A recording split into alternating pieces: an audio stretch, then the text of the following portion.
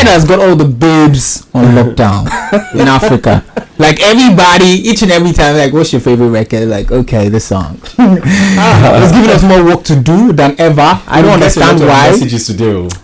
See, I don't even understand why he has put like serious stress on the guys. I mean, I don't understand why you would just wake up one morning, make some records, and then one woman will wake me up like 12 a.m. say, please, I need you to serenade me with one song from this guy. We'll start feeling like we don't even exist because you know why? The song has come out. The song has come this out. particular. Chike is in the building. How are you doing, bro? I'm fine. Finally, we don't reach there. It's me. I'm here. You don't finally. I didn't collect anybody's ladies, so. Okay. I just did our work and expressing art, and people are you sure that that's connecting? Are you really sure that's just it for you? Am I sure what? I said, are you sure that's just it for you?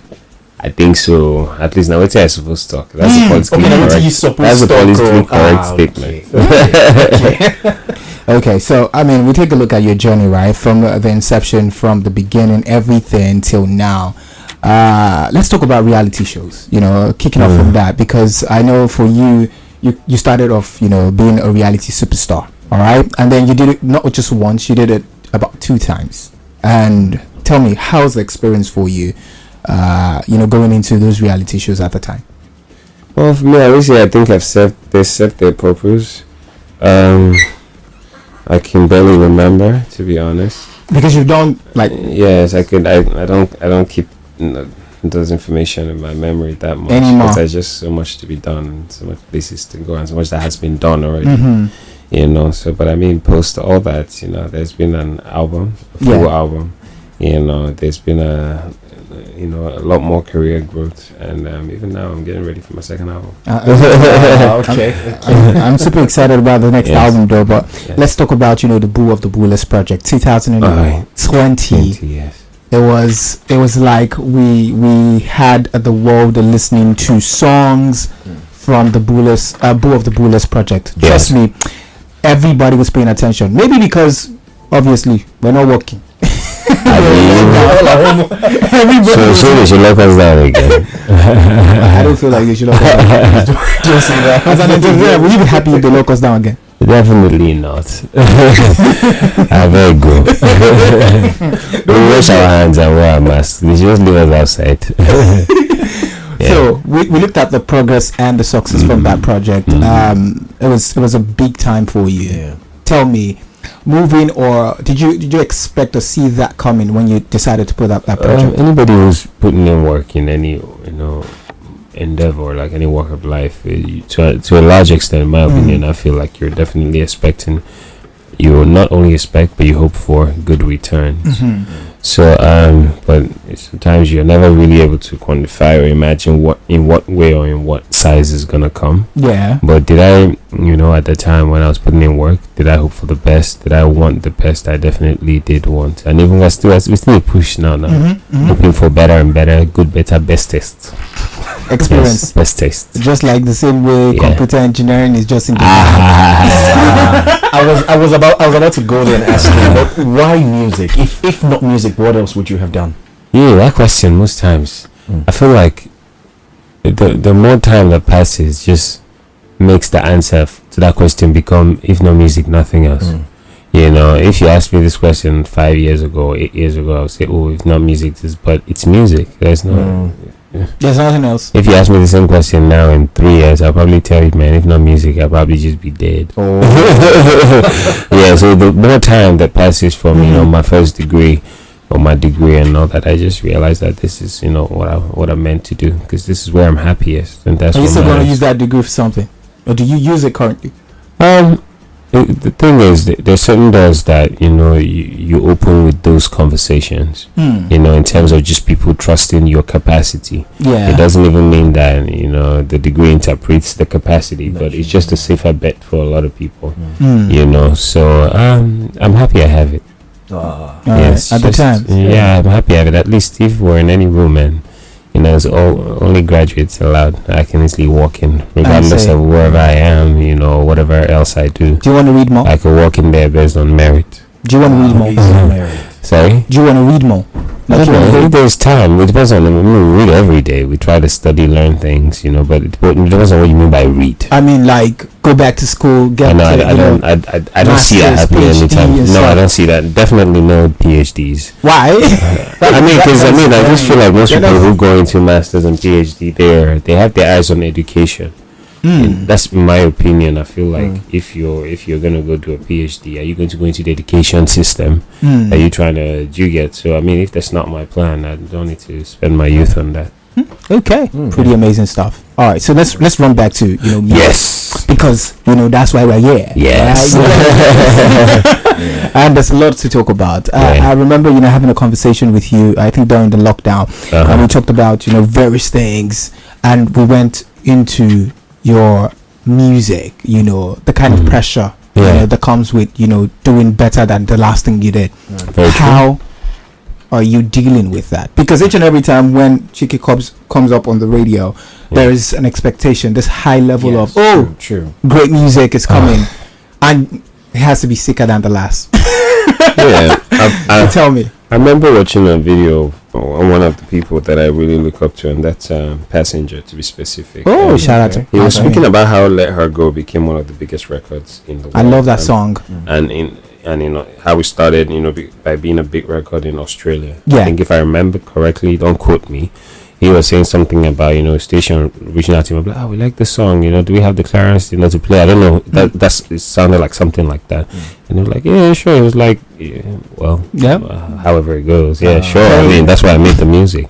And so they woke up a week later and the song was the biggest song in Australia, and that's where it started. I hope it's Australia, he said, but let's use Australia as an example, and that's how it started going around. So another question was asked to him about, do you ever have that pressure to want to make a song that's bigger and let it go? Yes, and he said, look, the songs were created under that pressure. Didn't get as big as the one we created without that pressure.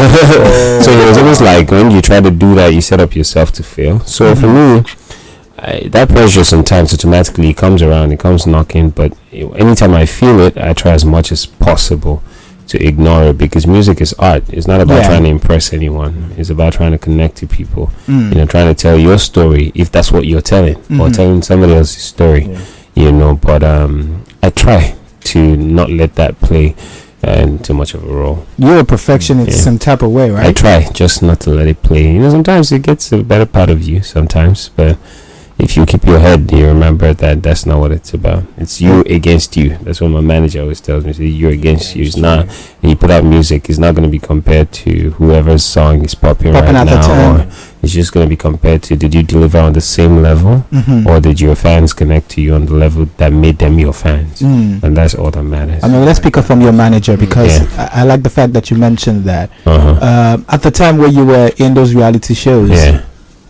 He probably never even liked your sound at the time. There was evidence of that. That's what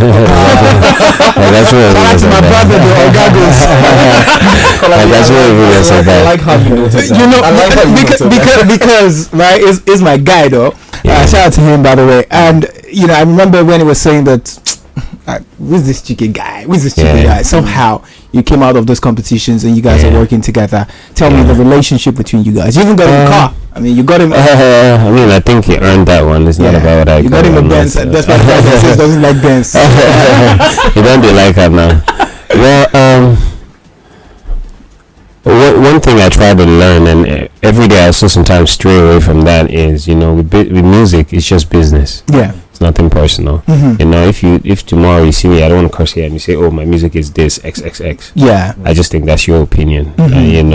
Facts are, somebody else likes it. And if hopefully I'm able to be not so self-absorbed that I'm able to see some constructive criticism in what you said, whether you meant it in a constructive way. I always hope that I'm able to be calm and pick that. Hopefully sometimes you just don't take it. You're I had somebody who wanted to interview me. I won't give myself kudos on that one. I think it's a couple of days ago, some press lady, and right in front of me, she was saying, oh, who is this person? She was right there in front of me. So it's not a bad question. They also say sometimes when you walk in the room, reintroduce yourself. It's not a big deal. It's a big word. So sometimes when I walk in the middle of my mood, I introduce myself. So when she said that, the first thing that came to my head is, why do you want to interview somebody you don't even know? That is So what kind of wow. journalism are you even doing? I just thought it from that angle. So every other person, about 5 of them who had put their mics, and so I finished. She was like, "Please introduce yourself and say." So first of all, my mannerism was just all over the place. This And, person's a journalist. well, I think she is. She had a recorder, so I don't even know really what she was journaling for, And when I was done talking, you could see all the faces she was making. I know where I'm getting back to. I know. And I could have just walked out and be like, I beg. I don't want to do this. Yes, but then the other people comported themselves. So when I finished, I think she still wanted to poke me more. She goes, "Who be am now? I don't know him." Do you get so? They're different. No, but that's okay. It's okay. I've been to countries where people don't even know you. Obviously, It's not a big deal. It's not a big deal. If you don't know me here, there's a high chance I need to introduce myself, and that's cool. There's a high chance you live under a rock. Yeah. So I can't blame you for that. So that's At the end of the day, right? So, but I could have just introduced myself. So now it's going back to, I actually realize it's just business. Yeah. And that's why I stood there and did that interview. So even for my manager now, who's part of my team, because there are other people there, and when I said there's evidence of, at the end he had certain knowledge that he had to bring. He was one of those who helped me arrange my first album. Yeah, shout out to Remember, him. he was at a certain artist show, and I kept calling him that. But I arranged this thing. Come, oopsie. I arranged this track list well, and he came, and he was one of those. Even when I came out, that I used to play my music for to say, "Oh, listen." I didn't even know that he used to tweet all those things. That's the funniest part. Do you get? But I can assure you that by the time I found out, I couldn't really care Because by that time I had known him enough to understand his critique, how he criticizes things. Yeah. Do you understand? I now realize that it's also just business. It's nothing personal. So you're no longer holding anything back. I know, I never did. There was nothing to hold. By the time I discovered, all those tweets, we don't do work already. Obviously. And the work they go well. It concern me, and so it's just business. Literally, it's just business. All right, so we gotta go on a quick break, play some great music from Chike. But before we do that, I was going to ask you. You talked about not to being self-absorbed. Yeah. Tell me, how do you do that? How do you balance It's hard. it? So because each and every time, people get on your nerves. It's hard.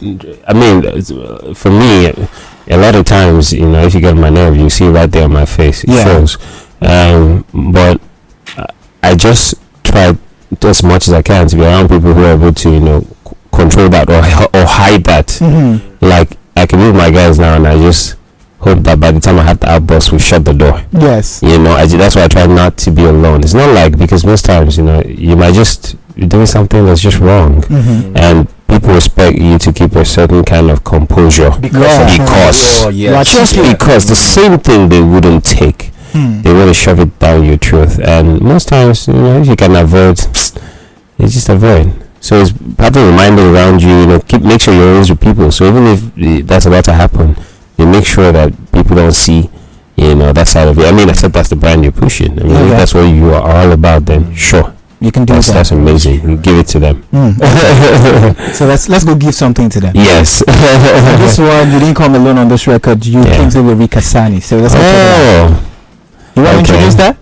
That's Nakapanda. That's a song off my first album, The Boys. It's featuring 𝐕𝐍𝐒. Finally, did you find a bull? A bull. Yeah. Bull be everywhere now. Bull don't be finished now. But now we don't move to.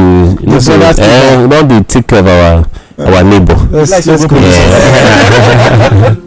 Did you enjoy this video? Hit the subscribe button for more. Leave a comment and like. Thank you.